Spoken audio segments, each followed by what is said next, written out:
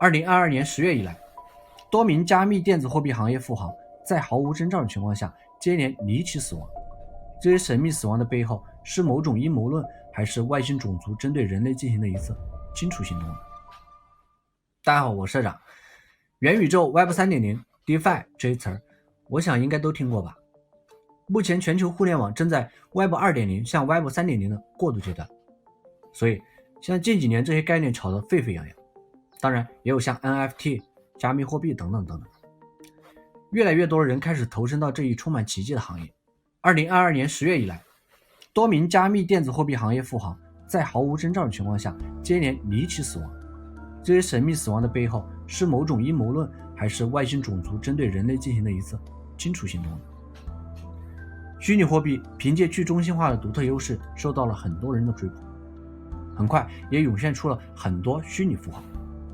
为什么叫虚拟富豪呢？其实你会发现前面提到的所有概念都和两个字密不可分，那就是虚拟。这里的虚拟不仅仅是说这个行业构建在互联网的虚拟世界基础上，而更多的是指这个行业以及参与这个行业的人本身就存在于虚拟之中。换句话说，很可能我们人类本身就是被虚拟的。正如马斯克所说，地球是一座囚禁人类的多维监狱。我们生活在由外星种族驱动的虚拟矩阵之中。我们人类从何而来？生命如何开始？又将经历什么事情？完成什么目标？最终生命如何结束？这些都仅仅是在这虚拟矩阵中的一串代码。整个矩阵按照编程者的方式平衡稳定的运行，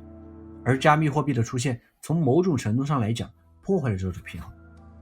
这神秘死亡的背后，难道真的是外星种族虚拟矩阵的操控者针对人类打破平衡状态的这种行为而进行了一次清除行动吗？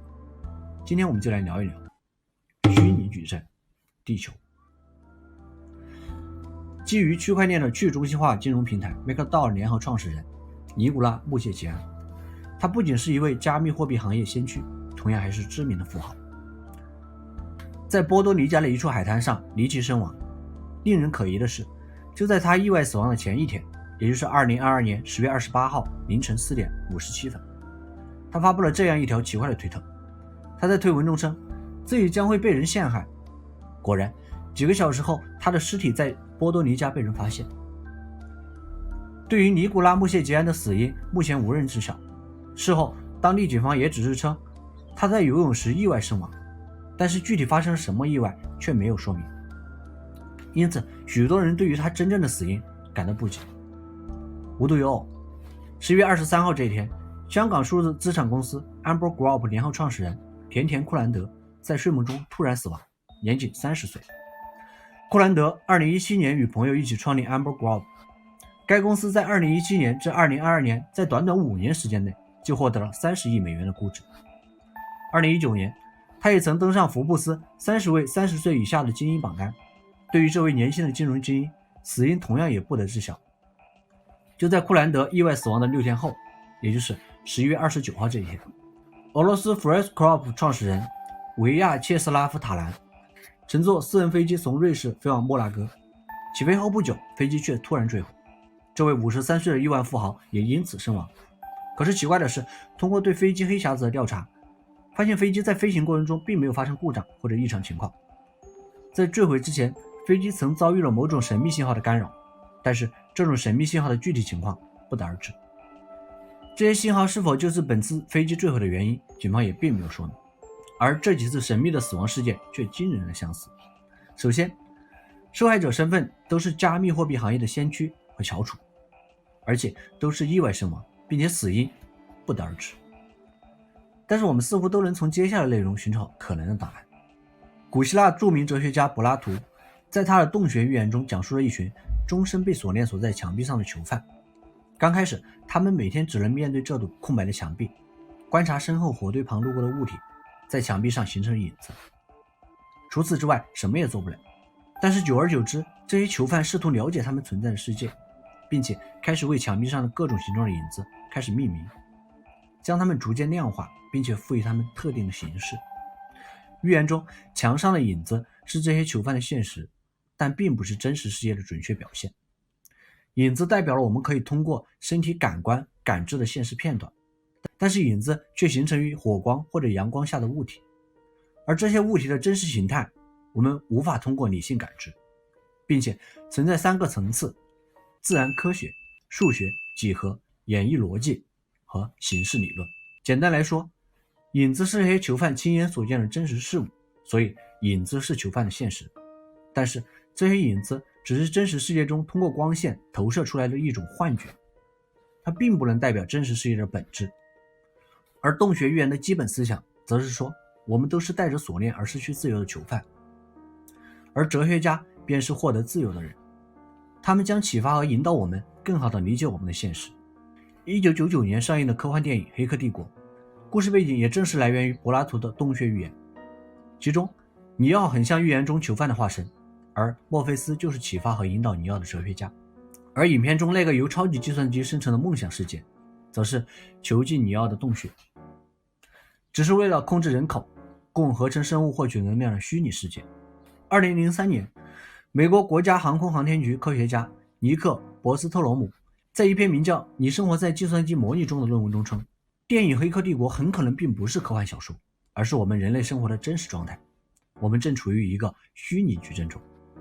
我们存在的世界并不是真实的，而是被模拟出来的。所以它暗示我们生活在一种虚拟外星人游戏中，世界像科幻电影中那样被外星实体指挥，而我们已经成为了这些神秘领主的玩具，就像电脑游戏模拟人生一样，人类只是在其中扮演着某一个虚拟角色，而我们本身仅仅是这矩阵中的一串源代码。针对虚拟矩阵理论，NASA 喷气推进实验室演化计算和自动设计中心提供了科学依据。他们称，目前 NASA 最快的超级计算机工作速度几乎是普通人脑2倍。根据摩尔定律，也就是计算机潜能每2年翻1倍这个规律，进行简单计算，你就会发现只需要再用几十年时间，超级计算机就能精确地计算出所有人类80年的生命历程。这样我们就实现了提前模拟创造出一个我们的世界，也就是说，我们生存的世界处于计算程序中。当计算能力达到要求，我们就可以通过数学、物理学等理论科学分支模拟出来。而黑客帝国很可能就是模拟现实的结果，我们的宇宙很可能就是一台数字计算机。这是1969年一位名叫康纳德·楚泽的计算机学家在他的一本名叫《计算空间》的书中提出的观点。不过他的这个想法在当时却沦为人们的笑柄，很多人认为他是对计算机痴迷的疯子，没有人相信他。